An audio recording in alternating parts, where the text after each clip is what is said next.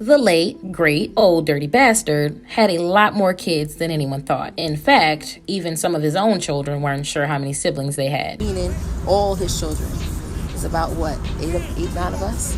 And all the mothers. But since the rapper's passing in 2004, his kids have all gone in really different directions. And what has happened to some of them is pretty shocking. One of the most controversial things that had to happen after ODB's passing was figuring out how his estate was going to be shared amongst his many kids. And what ended up being decided looked totally unfair. It was reported in November 2004 that ODB's money would be split between 7 of his 13 kids. This was first reported by the New York Daily News. The report claimed that the rapper's 3 children with wife Iceline Jones, as well as 4 kids outside of their marriage, would inherit his money. His manager, Jared Westfield, told the Daily News that he had made ODB a promise. He told him that when he passed away, all 7 of his children would be taken care of. But that meant that even ODB and his manager had deliberately ignored almost half of his kids. Although previous reports had stated that he had 13 kids, the Daily News claimed after his passing that these reports were wrong. Even ODB's widow, Iceline, was forced to come out and deny the previous reports. Soon after losing her husband, she addressed the media to confront the allegations. A big part of the reason why she did this was to protect her own kids' interest in ODB's estate. She mocked the idea that her husband had more than a dozen kids, but what she said next made everything she was claiming sound a little suspicious. She was quoted as saying, "For the record, he only had 3 children." She went on to say that nothing else had ever been proven. There was no blood test on any of his other alleged kids, and ODB has never signed any birth certificates. However,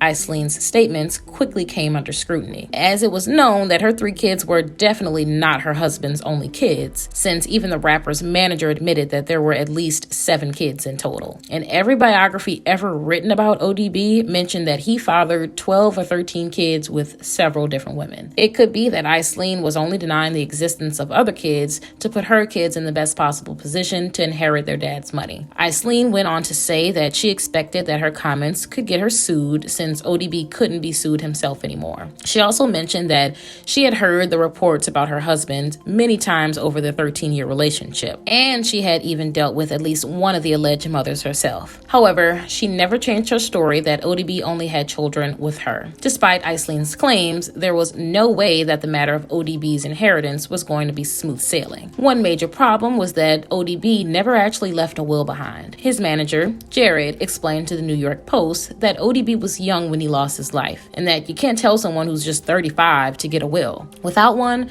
many of his kids were left scrambling for their inheritance, and ended up getting seriously messy, and the confusion has not been settled for years. As recently as July 2022, one of his children, Ashana Jones, spoke out about the many problems with ODB's estate. She said that neither she nor any of her half-siblings had received any money in the 18 years since losing their dad. Ashana is one of the 7 kids Jared promised ODB would be looked after. When she spoke out last year, it also confirmed that Iceline had been wrong to say that ODB had no other kids. Ashana is one of at least 5 other kids from several other women. In 2020, her mother, Krishana Rucker, received an amazing $500,000 settlement according to reports. The settlement was for outstanding child support dating back to the time of ODB's passing. Krishana later told Papers that after signing the case off, she would quickly be making more moves. She said that she would pay her lawyer a retainer and commission him to get her daughter's inheritance from ODB's estate. Ashana chose to take her dad's last name when addressing the press. Talking to the New York Post, she said that she recalled ODB being an awesome father. She remembered going with him to Coney Island,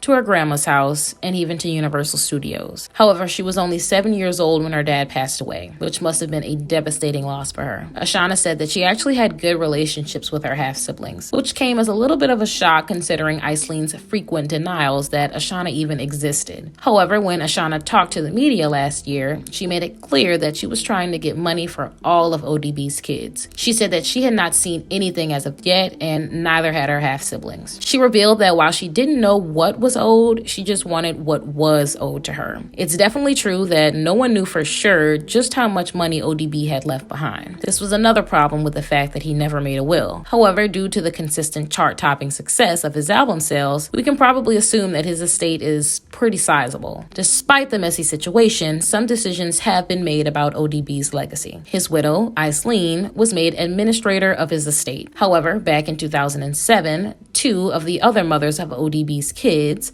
Cheryl McCall and Susie Wong, tried to rip the estate away from her. They made an unsuccessful bid in surrogate court to have Aislinn removed from the role. Since that court challenge, ODB's kids have not been making a lot of aggressive moves against each other. However, Ashana took the opportunity in the papers to make it clear that she would not hesitate to do whatever it took. She said that she reached out to the attorney for the estate to try and find out what was going on and when she would get her money. She said that she did this so that she could avoid taking them to court. However, she added that if she had to, she would. She even said that some people were playing games with her inheritance. Her mom, however, was more forward about her feelings. Chrishana accused Aislinn of trying to cut off the 4 kids who weren't hers from any inheritance. She said that Aislinn was doing this by continuing to maintain that they weren't ODB's kids. Chrishana also revealed that Aislinn had previously opened up a lawsuit against Ashana in California. She sued Ashana and her mom for allegedly lying about ODB being her father. However, her suit was later withdrawn, but Chrishana never let it go. She even described what Aislinn had done as the lowest thing she could do. But this wasn't the only time Aislinn tried to use the courts to control ODB's money. In February of last year, she filed a lawsuit against ODB's group, Wu-Tang Clan. She claimed that the group owed at least $1 million